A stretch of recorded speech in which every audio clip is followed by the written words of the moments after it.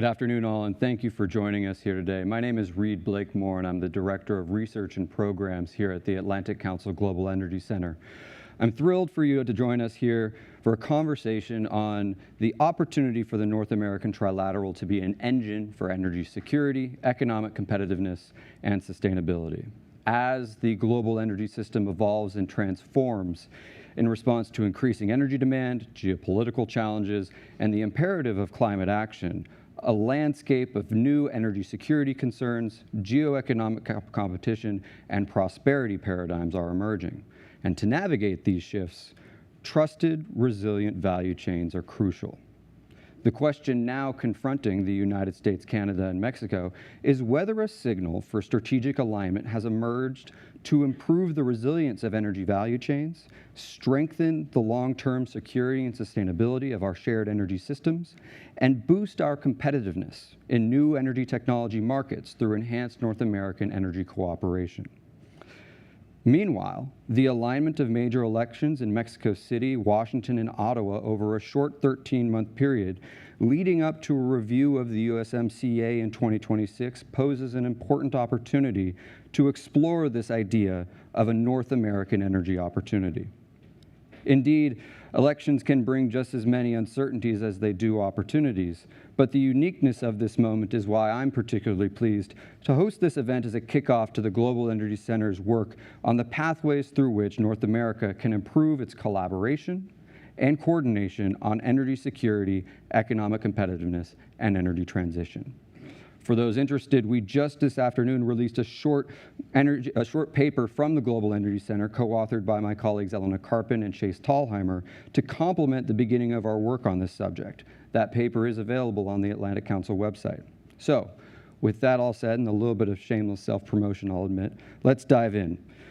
Our focus today is to identify the main opportunities that come with a new political era as we look to formulate a tangible path forward for North American energy collaboration. To do so, I'm joined here today in person and virtually by three experts who can speak to these issue sets across the continent. First to my left, Julia Neshawat, Distinguished Fellow at the Atlantic Council's Global Energy Center and Vice President of Policy and Insights at TC Energy. Further on down the line, Dr. Liliana Diaz, Adjunct Lecturer in Latin American Studies at Johns Hopkins SAIS. And joining us virtually, Heather Exner-Pirot, Senior Fellow and Director of Natural Resources, Energy, and Environment at the MacDonald-Laurier Institute. We have somebody representing each part of the trilateral, and I think we'll deal with each part of that trilateral individually. Before I jump in, as a reminder, this event is live and on the record. To those in the audience watching, you can submit questions throughout the discussion using the Ask AC function. To do so, please visit askac.org and select the event titled North America's Moment, and we'll try to incorporate your questions over the course of the session. With those logistical items taken care of, let me turn to Julia as our first panelist. Let's talk about what we see as the United States' role in a North American energy opportunity. From your perspective, what is that role and what are the opportunities and perhaps challenges that define that role? Thank you so much, Reed. And again, it's such a pleasure to be here with the Atlantic Council. Thank you to all the organizers for putting this together. It's just a thrill to be here with my colleagues today. The fact that we're just having this discussion on North America, you would think that it's something that has been done over and over in the past, but unfortunately, for whatever reason, we tend to not think as regionally as we should and more bilaterally at times. But that being said, you know, at the end of the day, while Canada, the United States, and Mexico have their own unique energy policies, it's important that we work together, think about what those complementary assets are to really expand upon the North America case, if you will.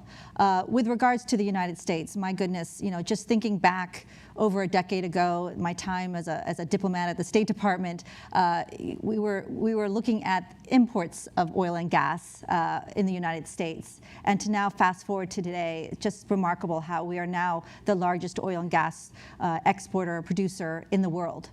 So we've come such a long way when it comes to energy security, both in North America as well as globally, when you think about it. And while it is important to think about having I'd call an all of the above strategy with all energy sources that are out there.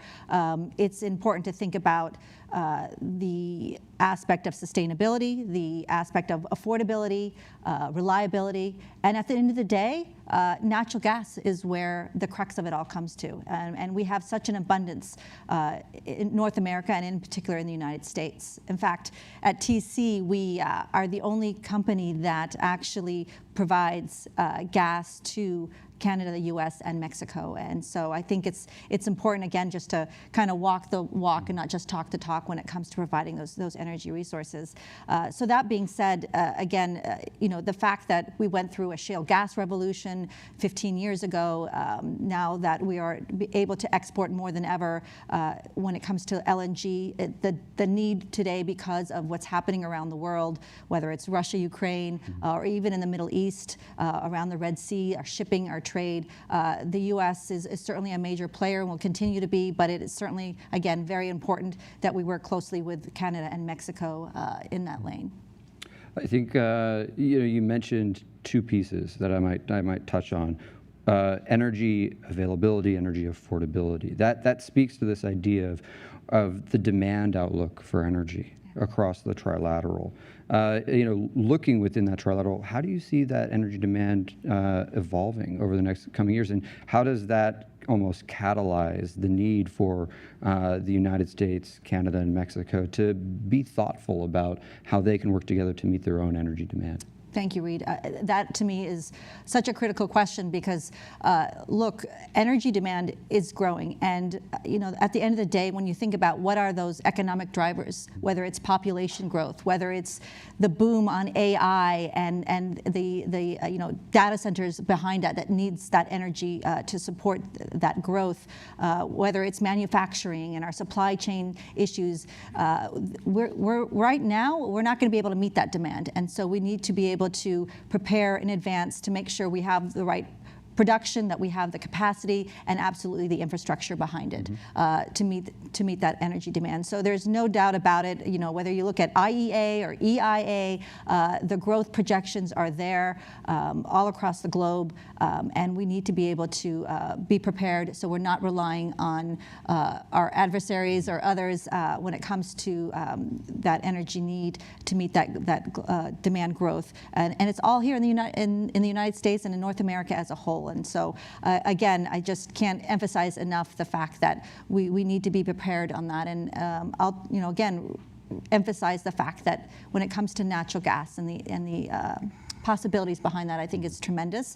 Nuclear is another area that I think could help with that growth, but it does take time to build. SMRs, though, is a great way to advance that in some ways or another, but will require, of course, investment, further investment opportunities. So, but yes, we need to find a way to meet that energy demand at the end of the day, and it's going to take a regional approach to do that. So let's take that note on growing energy demand, and actually I'm going to move north to Canada and pull on Heather to kind of give us a sense of, when we talk about growing energy demand, the variability of that demand across different parts of the energy mix. Julia mentioned natural gas, fossil fuels in general, a major part of the natural resource base that Canada offers, but also when we're talking about raw materials, critical minerals, et cetera, Canada also has a role to play there. Heather, could you walk us through this similar question, but specifically for Canada? What is the role of Canada in a North American energy strategy, and what are the opportunities and challenges that you see to effectively enable Canada to contribute to that vision? Yeah, happy to. And, as a Canadian, we're going through some hard days in DC, due to our NATO spending is not at par. But I get to be the one, I guess, talk about energy security, the place where we actually shine. So I have a great job to do today, is to talk about how integrated and how interdependent Canada and the United States is on energy. Not just oil, but refineries, pipelines, electricity, nuclear supply chain more and more. And how we need to start thinking, to Julia's point, we just take it for granted. We're not strategic with it. We don't have much planning, and yet it's so important. So even as the United States has become the world's largest producer of oil, it's never imported more from Canada. We had records actually this summer, 4.4 million barrels a day imported from Canada. We're about 60% of your imports now.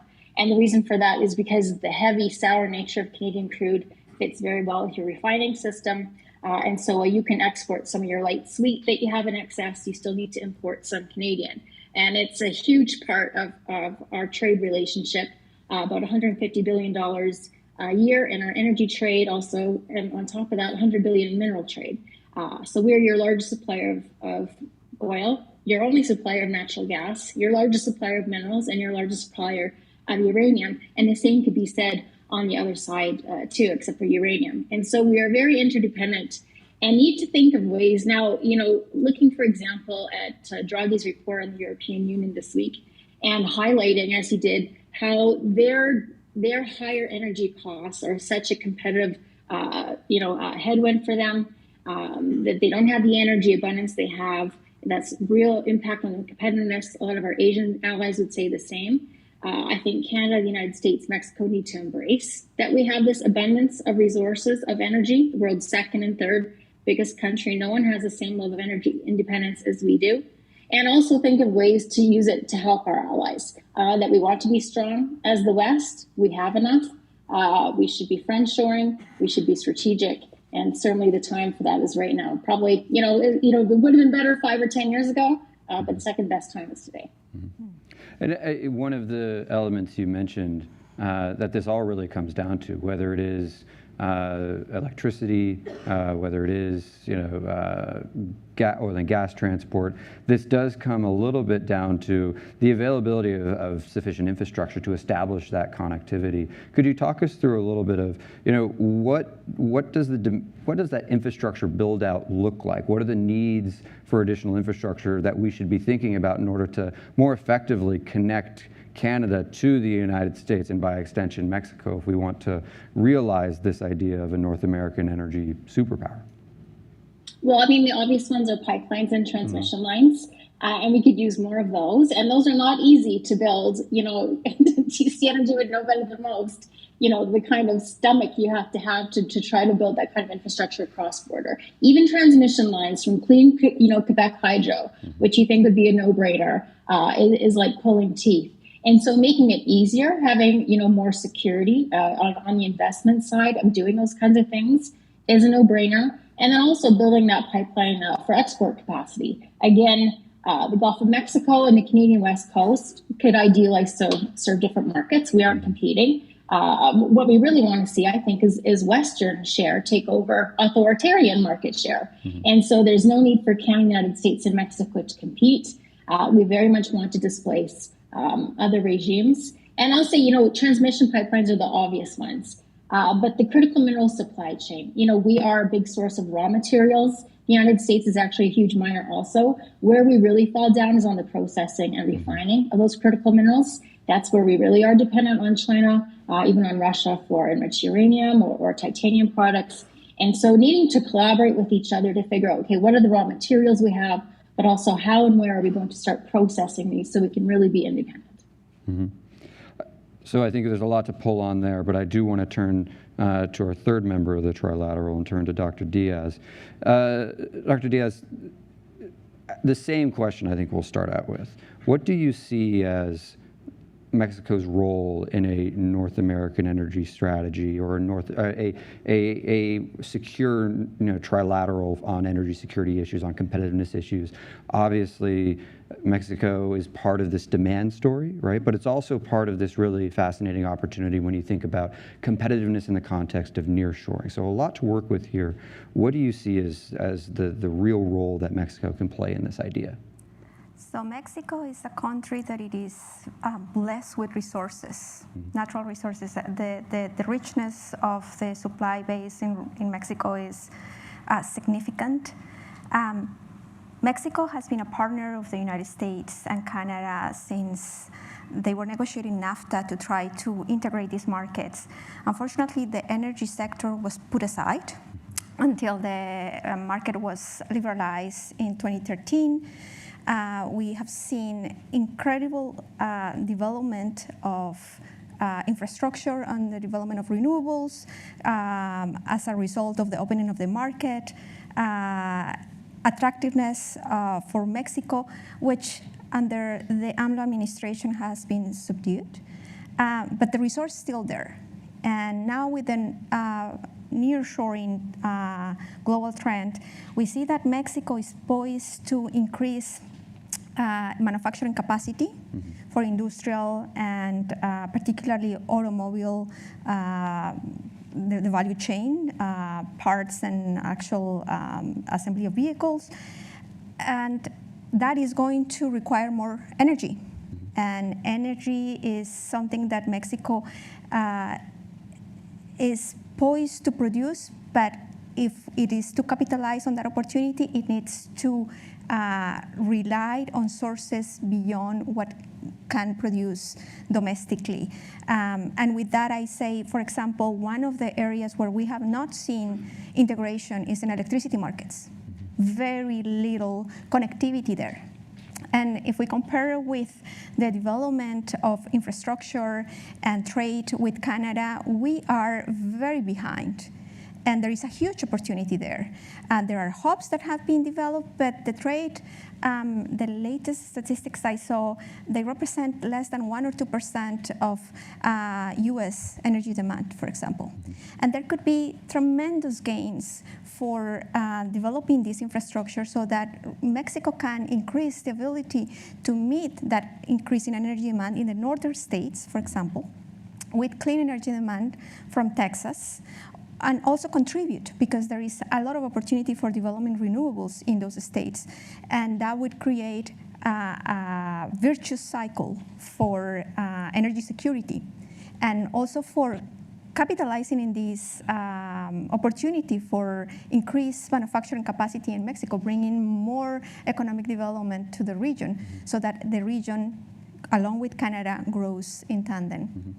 And I think one of the threads I'd like to pull on that you mentioned here is this differentiation between the southern parts of Mexico, where you still see very baseline energy demand. You see gaps in baseline energy demand, and there's a concerted effort from AMLO as well as the incoming Sheinbaum administration to make sure that sufficient electricity, sufficient energy supplies are being delivered to the south. At the same time that you have significant nearshoring opportunities immediately, in the front of our noses in the northern provinces. As you said, that's partially a clean electricity conversation, but that's also a natural gas conversation. How do we think about, in the context of Mexico, balancing the clean electricity renewables build-out that I think that Mexico has ambitions for in the south, with the vast availability of gas-based interconnections in its northern provinces?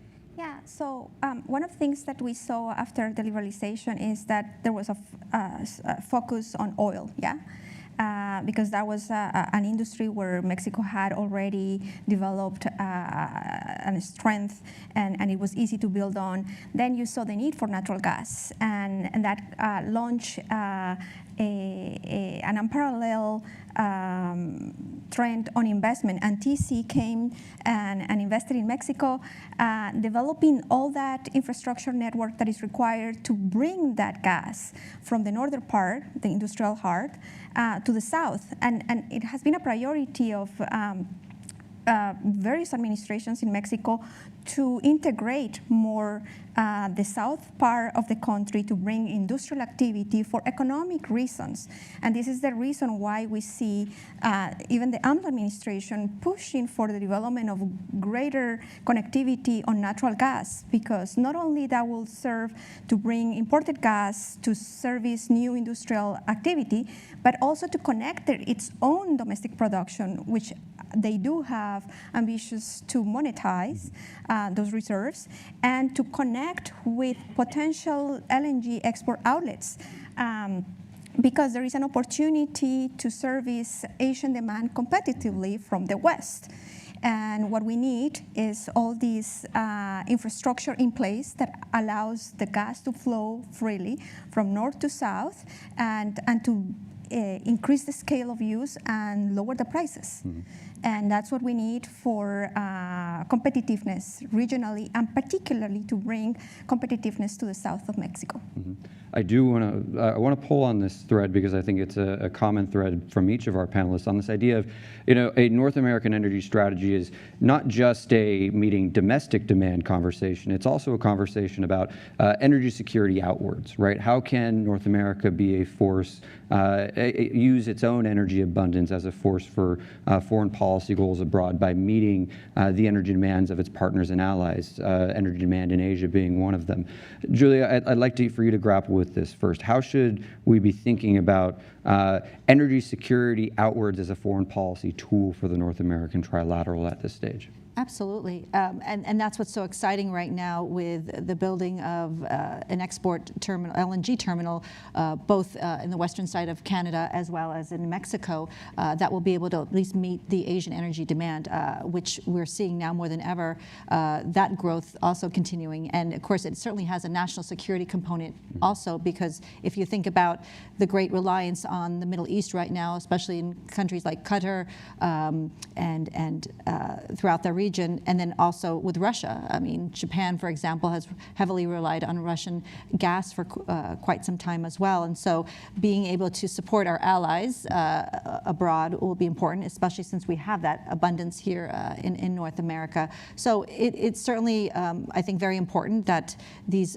projects continue and can potentially expand since we have that capacity overall. There's always going to be challenges with the markets, of course, and again, considering the geopolitical impacts that it could have. So, but that's, I think, one big example of where, especially with Canada and Mexico, that they're able to support our allies abroad and meet those demands, especially if there is, another war. I mean, you look at China and Taiwan and what that can mean, or if there's unfortunately more devastation in the Middle East and what impact that could certainly have in that lane. So. And then I'd also add, when it comes to North America, there are certainly information sharing. There's the technology and innovation aspect of that, particularly in the nuclear industry, for example, too. Both Canada and the U.S. have great nuclear technology that could be shared as well. Globally, I know in Canada, Heather could speak to this. There's the CANDU reactors. Canada is one of the third largest producers of uranium. The U.S. has certain great SMR technology too that can expand. So being able to have that information sharing, the technology, the innovation, and even just from a commercial diplomacy standpoint, I think being able to really impact what we can do to share that from a commerce standpoint is important. Yeah, and I think while the idea of the U.S. as an energy exporter has long permeated kind of the philosophy of U.S. foreign policy, I think increasingly, Heather, and I'll let you pick this question up here, I think those opportunities are very much starting to permeate the minds of Canadian policymakers and Canadian industry. So can you weigh in a little bit on how this idea of the opportunity of energy exports as a force as a foreign policy asset is starting to shape the way Canada is thinking about its role, not just in a North American energy trilateral, but possibly as an actor on the international energy stage? Yeah, well, what's funny is that Canada is an enormous oil producer, exporter, natural gas producer, natural gas exporter. But we've only ever had one customer, the United States. So until TMX came online a couple months ago, the United States is getting about 96% of our oil exports, 99% of our natural gas exports. We have finally LNG Canada, our first LNG export terminal, is going to come online. So we're finally accessing global markets. I like to say we're finally moving from a regional exporter to a global exporter. And so it is funny that Canada, with all those resources, really hasn't been strategic or thought of its resources from a strategic perspective. It's been pretty happy just to deliver it to the United States, which we should continue to do. But the United States doesn't need it as much as it used to. And so we need to start looking at other markets. And the ones that Canada would displace, certainly is Russian supplies, number one. Just to point out, pick up where Julia left off. We're the number 2 exporter of uranium now, so I have to stick that in. We moved up a spot. But on the nuclear front, all these things, what I want to emphasize is we've been focusing a lot of our energy and climate policy on renewables with supply chains that China has come to dominate, and very strategically. You know, their new trio, the lithium-ion batteries, the solar panels, the EVs. And I think North America needs to look very strongly at what are our strengths, what do we have in abundance, and start leveraging those. And so we do have natural gas in abundance. So let's think about LNG, let's think about carbon capture, let's think about hydrogen. We have uranium in abundance, let's think about nuclear. Let's think of using the resources that we have rather than having, kind of twist into a pretzel and figure out how to, source new supplies from 20 different countries to replace what China's been able to dominate. I do want to use this opportunity, though, to pick up on what you've mentioned and I think what's been mentioned by Julia as well as Dr. Diaz here, which is, the new resource base that is evolving as a result of energy transition is its own foreign policy battleground. And while we've spent a lot of time thus far talking about, how do you enable the North American trilateral to, be a force for energy security through its hydrocarbon exports, developing the linkages in the mineral supply chain it requires some new ground to be laid. What do you see as the forecast for really catalyzing deeper partnership for between the United States, Mexico, and Canada with its upstream resources in mineral supply chains, beyond just saying, hey, Canada has a lot of these rocks in the ground, let's get them out and build cool supply chains? Yeah, I would start with saying we have a lot of rocks in the ground because I think people would be surprised. We talk about critical minerals. It's on top of everyone's mind. It's in everyone's, foreign policies. The market is still not good. There is still not a lot of new money coming into any kind of minerals. Copper and gold are doing okay. A lot of the other ones are doing poorly. China has been manipulating the market, specifically not to let things like lithium, cobalt, graphite, rare earths, and other parts get off the ground. And so number one is what is the demand forecast? This is where it gets tricky. We say we want these things for batteries and for the energy transition. We needed all this lithium, and now look at the EV market. It's very unpredictable. It's not as high as people thought. That kind of irrational exuberance is dying down. So knowing where to pick and choose where we should be investing in mines for security purposes is a little bit tricky. But really, like I say, the processing. And it's hard to move processing from China or from some other suppliers because it's expensive and it's dirty and it's labor intensive. And those are not our competitive advantages. Maybe Mexico has some competitive agenda on the labor side, but we really need to think through what does it mean to start friendshoring, onshoring these processing elements. And I haven't seen that discussion happening. And I'm sure maybe we'll get to the topic of stockpiles. But that would be, one strategy to think about. How do we correct for the fact that the market is not delivering the investment in critical minerals that we think it should be? Mm-hmm. I think we mentioned Mexico, so I want you to weigh in on this idea, whether that be on the idea of Mexico's role in a energy security outward sort of approach, or recognizing the value of energy security out for foreign policy goals, or this idea of where can Mexico plug into a nearshoring strategy, whether that be through its own labor force, any number of these other attributes that Mexico does bring to this table, despite not having a lot of the domestic resources itself. Mexico does have some of those critical minerals that are in high demand today: graphite, magnesium. It is already a provider of the United States. The challenge is to increase the production and to do so in a way that is environmentally responsible.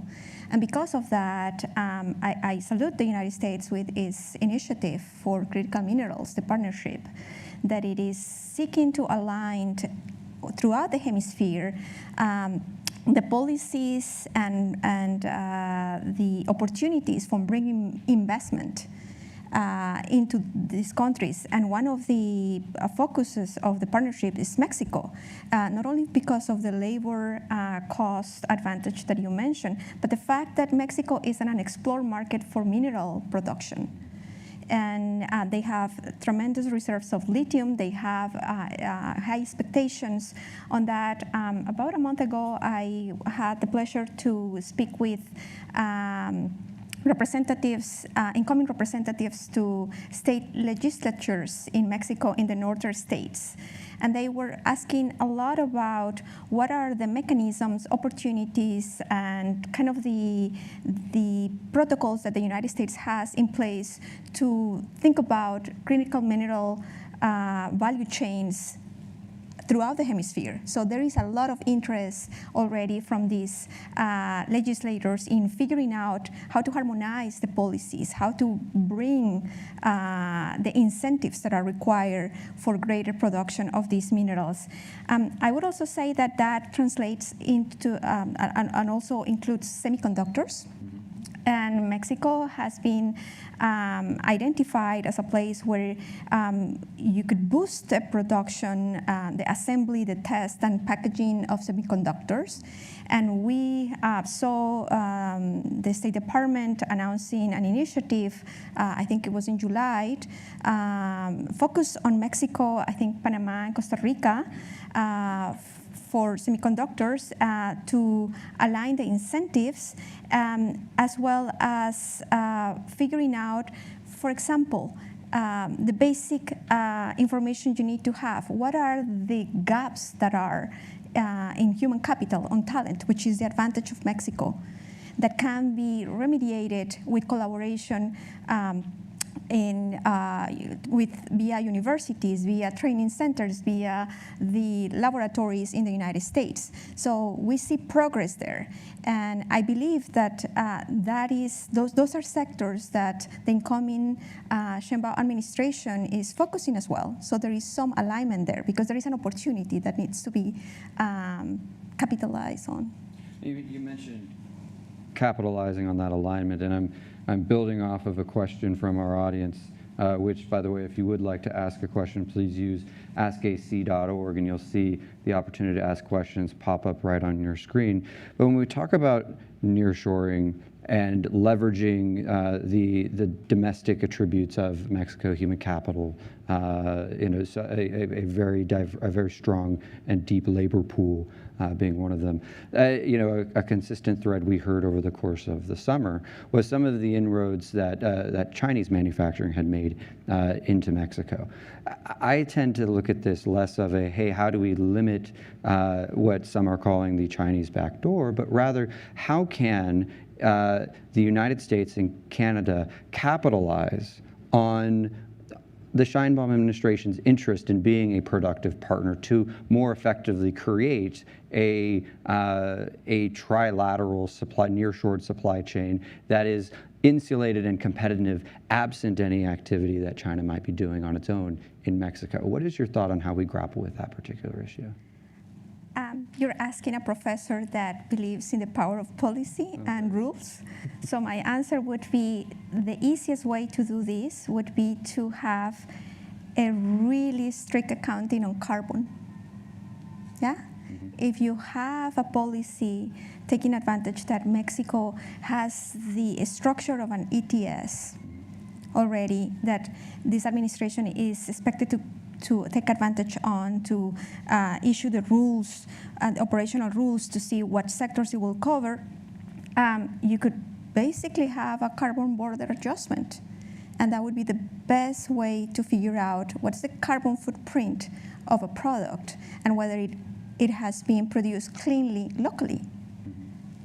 So I would say that would be the ideal scenario. It goes back to this idea, one of the things that we touched on in this report we just released, that the emissions, the relative emissions footprint of energy and industry on the North American continent is much lower than some of its peers, and whether it's from renewables, whether it's from low emission natural gas, the continent should embrace that as part of an industrial strategy. And so what you're saying, I'm hearing from you, is that the United States, Canada, and Mexico can lean into that a bit more in order to establish a competitive advantage against China, who has value chains which at times are much less transparent in the upstream, much dirtier, much higher emission in the upstream, and that might unstick some of this through policy. Is that I'm understanding you correctly there? Yes, that's correct. I mean, I think that what we see right now is that in order to really tackle the climate challenge, you need to have new trade tools. and a new trade strategy so that you can actually tilt the balance toward cleaner goods, green goods. And the way to do that in an organized manner is to make sure that you have a clear accounting of emissions on each good production. That way, you will actually elevate the capacity of these three countries to integrate their policies. Canada already has a carbon tax and ETS that works at the federal level. They have been talking about a carbon border adjustment responding to the European Union. That is a talk that is being held or had here in the United States.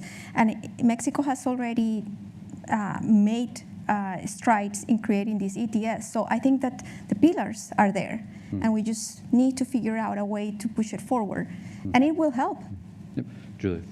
Yeah, no, I think that's such an excellent point. At the end of the day, we're looking at, especially in the United States, any type of decarbonization efforts that I think the tools that could be used with Mexico, of course, as a close partner, as well as Canada. You talked about the sustainability, of course, and the carbon footprint, which is extremely important. But I just wanted to also highlight the fact that as well as cost, is also there's even a human rights aspect to this too, especially with China. So we can't underestimate, while they may have such a presence in Mexico, considering what is happening back in China from that standpoint, from a capital standpoint, and again, all the more advantage why Mexico would be so much better and more critical when it comes to manufacturing and nearshoring from that standpoint. So it's such a number of elements, including a national security standpoint too, intellectual property rights. I mean, it can go down the list of all the challenges with China from that standpoint, and all the more reason why this North America partnership is such a critical aspect. Heather, I want to actually bring you in on this conversation as we talk about advantaging relatively lower emission industries, energy production, et cetera, from the continent. Lily mentioned, Canada's ETS. Your reflection on this idea and whether or not it can be viably translated into making the continent more competitive, as it also wades into a global climate discussion that is becoming increasingly concerned with the role of emissions in trade. Yeah, well, I mean, Canada's had a carbon price. Alberta's had an industrial carbon price since 2007 on its oil and gas industry. And it's been very effective. It's one of the very few effective climate policies for actually reducing emissions, which of course is the point. And so I think there's generally welcomeness for these kinds of measures because, we feel like it's painful on the competitive side. If you could have something that actually rewards the carbon pricing and the efforts made there, that would be very good. And Canada in general is very competitive on the emissions intensity of any number of commodities from agriculture, metals, processing. And I'll just shout this out because, the oil sands are a heavier emitting product for sure, but all heavy oils are. And so if you look at Canada compared to other competitor heavy oils, especially South Americans, then we actually don't do too bad. So you would have to replace Canadian oil sands, which is heavy emitting, with something else that's even more heavy emitting. And so if we could just compare apples to apples, I think we'd be okay there. And just to Julia's point, I just want to point out, there's the carbon intensity and the carbon-based measures, but the security aspect too. And if you ask me, tariffs on China are security premiums, that we are giving friendly sources that space to compete with China and, its unfair practices. And so I think using those tariffs strategically, this is time where national security is going to take preeminence over economic aspects. It just is. And so I think that's a good way to value what is the security premium of these various things. Mm-hmm. We have about 20 minutes left, and I am getting a number of questions in the chat about, I think, the elephant in the room, which is this idea of the number of elections that are happening across the trilateral. Obviously, in June, we had elections in Mexico. We're in the middle of a wonderful democratic process here in the United States. And then I think in some point over the next 8 to 12 months, we'll see elections in Canada. I think, Dr. Diaz, I'll start with you. A two-part question, ultimately. Your reflections first on Claudia Scheinbaum's approach to these ideas that we've been discussing, nearshoring, leveraging the benefits for foreign policy of energy exports, even amidst some pretty robust energy demand questions in the southern states of Mexico, but also what the opportunities are for further regulatory engagement with the United States and Canada on energy issues as we approach a USMCA period. And kind of at the part two to that question is, recognizing some of the constitutional reform proposals that have been rapidly developing over the past 24, 48 hours especially, some of those proposals possibly introducing a little bit more uncertainty in the future in terms of the future of those USMCA negotiations. How should we package all of this in the context of our discussion around a North American energy strategy? So I would say that there is a lot of uncertainty still, but I like to be optimistic and positive about it. And I would say that if we read the recent developments and decisions from the Sheinbaum's administration on who to appoint to key energy institutions, we see a bias for technical aspects, technocrats, a bias for people who can't infuse the institutions with knowledge on how to bring financial stability. That's a priority. And people knowledgeable of energy and climate, not only energy, but climate. And so if we look at the appointment at CENER, we have a technocrat that knows a lot about economics and finance, doesn't have much of a background in energy, but has clearly voiced a desire to develop renewable energy resources. Mm-hmm. And that is probably going to focus on advancing that while maintaining the policy direction that President-elect Sheinbaum has given, which is we are going to continue investing in our energy security and sovereignty. So you probably will see a very carefully crafted energy strategy going forward that is going to balance these two objectives. Mm-hmm. Furthering the incorporation of renewable energy while maintaining energy security as paramount. If you see the appointment to the first woman to lead the state electricity utility, you see that it's somebody who knows very well the institution, 30 years working at CFE, somebody who is technical in nature, and somebody who also has said we need to transition. We need to incorporate renewables. So second person speaking about the primacy of incorporating renewables as a strategy for diversification while maintaining the bias of state-centric authority and control. And the third appointment is at Pemex. And this is a person who brings a background on energy economics. Again, a technical person that is brought to Pemex to try to find financial stability. That's pivotal for Mexico's oil and gas development going forward. And it's a person who not only has voiced this objective of financial instability, but has also said, I do want to see higher production of oil and gas, but cleaner fuels as well. Mm-hmm. Yeah, that's an objective, and development of renewable energy resources.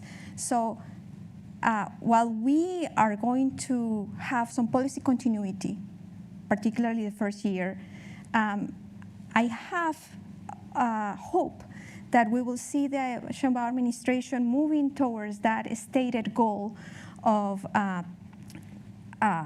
substantive investment in the development of renewables, almost $13 billion expected by 2030, to meet a very ambitious goal of incorporating 80 gigawatts of clean energy. And this is because all the investment that is coming to Mexico to service the US market on automaking and semiconductors and critical minerals and manufacturing in general will require clean energy. Mm-hmm. And so you see that. I think that I don't have enough information to tell you much about the recent changes to the legislation. I would be remiss to give an opinion. This is a public record. But I would say that what that gives you is an idea of what a majority can do. Yeah? They were able to pass the judicial overhaul, the rules, and it means that there is potential for further reform. During the AMLO administration, some of the proposals put forward roll back some of the liberalization efforts. So that creates a lot of uncertainty. It is unclear whether Mrs. Sheinbaum will consider the same proposals as a priority for her, given her stated plan for renewable energy development and actually increase in investment throughout the sector. I would tend to think that she is going to be very practical. The state-owned companies are in a difficult position financially. And to accomplish all these lofty goals, you need to be practical and realistic, and you may necessitate down the road the participation of the private sector. And in order to do so, you need to provide legal stability and certainty. I might first, so a follow-up to your question, because you covered a lot of ground, and understanding that, there is a fair amount of uncertainty, but when you look in the aggregate of these appointments that have been made in the early days of the Sheinbaum administration, when you look at the power of the majority that you articulated, and you look to almost the need case for what tools and strategies the Sheinbaum administration will need to engage with in order to meet its domestic and international energy goals, would you say that at least the line is trending upwards towards a Mexico that is eager to be much more welcome to private investment than it possibly has been previously? I would say yes. And one of the things that I interpret as a signal to that is that, for example, CFE has been one of the most difficult players in the energy sector, the electricity sector. And the new incoming CEO seems to be a less ideological person, far more practical, technocratic.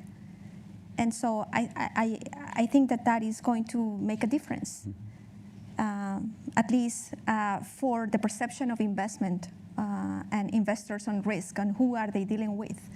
And even for the capacity to service CFE as a service provider, not necessarily as an investor. For example, there is a tremendous opportunity to help Mexico increase the deployment of smart grid technologies. It's necessary for them to deal with the problems that they have with outages.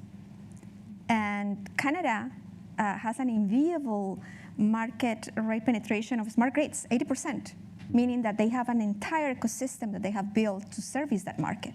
Same with the United States, very advanced technology, hardware, software.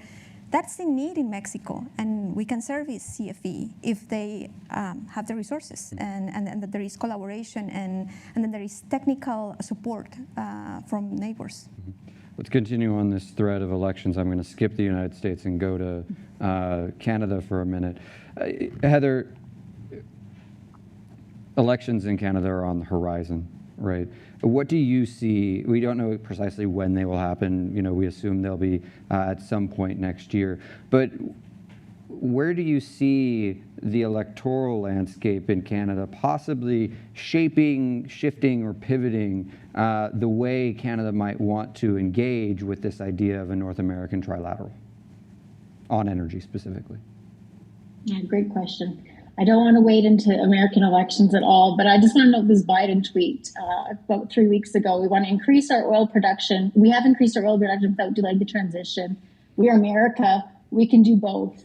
And I just want to note that around the world, including the United States, the difference between what people were saying in 2020 and what people are saying in 2024 about energy and energy security and climate. And for me, it's been a shift to pragmatism. And I want to highlight that there's not been that shift to pragmatism with the Trudeau Liberal government. that they are, depending on your perspective, just as ambitious or just as ideological on climate policy as they've been for a long time. And it's been detrimental to resource and energy development for sure. So, even things in critical minerals, we've had stricter regulatory laws. Graphite, nickel, cobalt are down 40% since 2012. Production of those, copper is down 10%. Still very little rare earths or lithium production. We've had pipelines rejected, LNG export terminal rejected. And so there is optimism from the resource sector that the next government, the Conservatives have been leading by about 20 points, for about a year. So it feels very much like it's tail end of the current Liberal government, that they will be more friendly to the resource sector. And so it's a question of markets. What is the market appetite for that? How much is it within federal control rather than provincial or Indigenous control, how fast these things go? And then also questions, though, on the climate policy side, that there hasn't been a conservative climate policy. They have not been forthcoming. It has not been a priority of their base, perhaps maybe similar to the United States. And so a question of what are we going to do when many governments in Europe and North America and elsewhere go towards the right? No one wants to see, industry doesn't want to see, the resource sector doesn't want to see the pendulum shifting so far left and then so far right. We all want to see it find some place in the center with some sensible, pragmatic climate and energy policy. And so far, Canada is not finding a center as far as I can see. Julia, I'm going to ask you to carry a lot of water right now and cover the role of U.S. elections in this space, which I think are fascinating because despite the polarization that we see on either side of the aisle with regard to the future direction of the country, certain thematics run true throughout both candidates. We see ideas around economic competitiveness, ideas around managing inflation. Even just last night during the debate, we saw Vice President Harris characterize energy production in the context of diversification and energy security away from foreign suppliers of that energy. It appears that a North American energy strategy fits within whatever outcome we might see in November, but with marginal changes on either side. What is your outlook to how the election in literally just a few weeks from now will shape how we think about a North American energy strategy? Yeah, no, it's sometimes very difficult to weed out some of the rhetoric that you tend to hear, especially in an election year.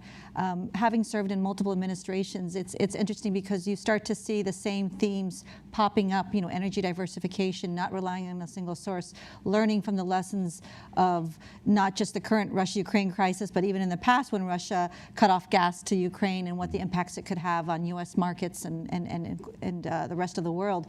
I think there's a shared theme there. Interesting. It's how it's communicated and what are the priorities that come, job creation, unleashing, American dominance on energy, especially in the private sector. I think our biggest challenge, no matter what the result of the elections are, is really the regulatory process. If we want to meet that energy demand, we want to have the capacity, we want to have the infrastructure behind it.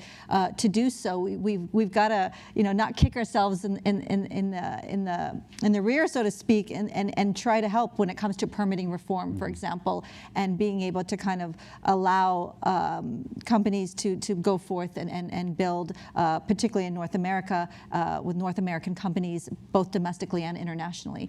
But it becomes a challenge, I think, in the regulatory piece of this, and I think it'll be a challenge for either administration, even past November, and how we look at that, how we look at those regulations. I've got a team right now looking at everything from the Natural Gas Act to the EPA's Good Neighbor rule on clean air and so forth. I mean, there's so many different developments, and some of them, of course, are important to understand, but we're really going to have to really weed that out and understand how we can build on productionists. And I think, again, it goes back to natural gas and LNG to be able to meet that demand. And I think either side of the aisle is going to have to be able to understand that. I think it is a horrible challenge right now with regards to having this LNG pause, for example. I think if it were a Trump administration, they would lift it on day one. I hope if it was a Harris administration, that would be something that they would understand that cannot be sustainable in the long term, as an example. So it is an interesting time to see that. But again, when it comes to the principles behind energy security, energy transition, it has to come at the end of the day to be affordable. That, you know, when it comes to the economy and inflation issues today, it is very much tied into that. And we won't go into the national security aspect of it, but you know, energy is the lifeblood of any economy, and we have to be able to address those issues. But, you know, think about that everyday family who needs to put food on the table, the agricultural industry, the water issues, especially even in Mexico too. It all ties in together, and so it's such a complicated, complex system. And while politics is politics, you know, as leaders, and that's why I think it's so important to have a public-private sector partnership. You can't rely completely on government, but it can also just be the private sector, and so we have to ensure those policies are in place. And again, it is an interesting time on that. And I think, you know, we've got to see some bipartisanship along the way. One question, and after this, we will have to wrap ourselves up briefly. But Heather, we do have a question, a really important question from our audience, which is understanding that we just spoke a few minutes ago about the direction of national Canadian elections as it relates to a North American energy strategy. But energy, fundamentally in Canada, is under the jurisdiction of the various provinces. So how do we fold in Alberta, Manitoba, British Columbia into our thinking around building a North American energy strategy effectively? Yeah, that's a great question. And I would say, you know, the province that has been the linchpin or the bottleneck, depending on how you want to look at it, has been British Columbia. Very progressive, very ambitious climate policies, but is the market access for a lot of Alberta oil for anything that doesn't go south. And so building pipelines in British Columbia, they also have tremendous world-class natural gas reserves, trying to use that as feedstock for LNG. So getting, you know, British Columbia to accept LNG even, I mean, and BC LNG is going to be the lowest emitting LNG in the world. And part of it is because they have hydroelectricity to use for the liquefaction process. And so certainly is displacing either higher emitting LNG or coal, but it's been very difficult and a lack of public support. So I'm bringing this up because they have an election next month. And if you had, and you know, it's neck and neck. If the Conservatives won in BC and then the Conservatives won federally, Alberta will still have a Conservative government. You'd be unlocking a lot of regulatory and political will to expand Canadian energy exports for sure. Mm-hmm. So with our last minute, and I do want to do one quick round robin for a final comment from each of you, starting with you, Dr. Diaz. And I think if I could get each of you to reflect on where we are headed with these ideas around a North American energy strategy, particularly with the review of USMCA in 2026 on the horizon. How do we think about engaging more productively on energy at the same time that we are revisiting the trilaterals relationship across any number of other trade and investment priorities? It's a big question. I'm going to make each of us, we're each going to have to wrap up on that piece, but I'll start with you. I think that one priority will be to for Mexico to start thinking strategically along with the United States and Canada as a region again. Yeah, there is a lot of opportunity to unlock, and Mexico already has seen what nearshoring can do for its economy. And again, I go back to my idea that in order to capitalize on that opportunity, Mexico needs to align in a strategic fashion with how the United States and Canada are moving towards energy security and climate policies that are driven by this desire of creating clean value chains. Mexico needs to be part of that. Heather, we'll go to you. What does the road to USMCA review look like? How do we make sure that energy doesn't get tripped up as we, or we maximize the opportunity from energy as we begin that process? Yeah, I'll say I don't know of any Canadians looking forward to CUSMA, as we would call it, renegotiations. It looks a lot like a lot of potential downside and a lot of potential upside. And I would say that the one lever that we have going into renegotiations, for example, with the Trump administration, is our energy and resource interdependence with the United States. And to make sure we're providing that, I think we need to start having an energy abundance mindset. If we have an energy scarcity mindset amongst the West, there'll be crabs in a bucket, there'll be infighting. I don't think we'll be maximizing our potential. If we have an energy abundance mindset, then we're really going to compete with competition from authoritarian regimes. So recognizing the value that Canada has, and Canada recognizing that is a critical area where we do provide value to the continent, to the Western Alliance, is going to be key for us. Julie, I'll let you close. Yeah. Where are we headed? Well, it is unclear right now, as we start to think about USMCA review, particularly in 2026. But that being said, I think, as Heather mentioned, energy is where we could really move the needle. And again, as we talk about this case for North American Energy Cooperation, reminding ourselves that North America is the powerhouse when it comes to that cooperation for the energy sector that affects all these different buckets of the economy, of national security,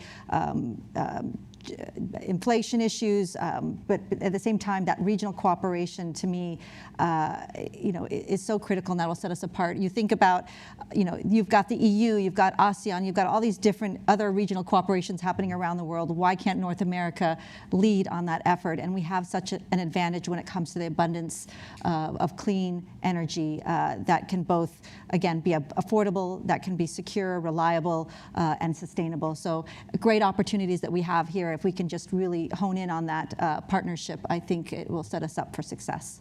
I think that's a great way to end it. So with that, we're 2 minutes over time. I have production giving me the evil eye. So I'd like to thank our panelists and thank Heather for joining us virtually for a really enjoyable conversation. This is an area that I think the Atlantic Council and the Global Energy Center will continue to be engaged on, because this is just the first part of a very long road to thinking about how energy can be a uniting force for good across the trilateral, both internally but also externally, because we're addressing so many of these problems together, whether we like it or not. So with that, thank you to our panelists. Let's give them a round of applause.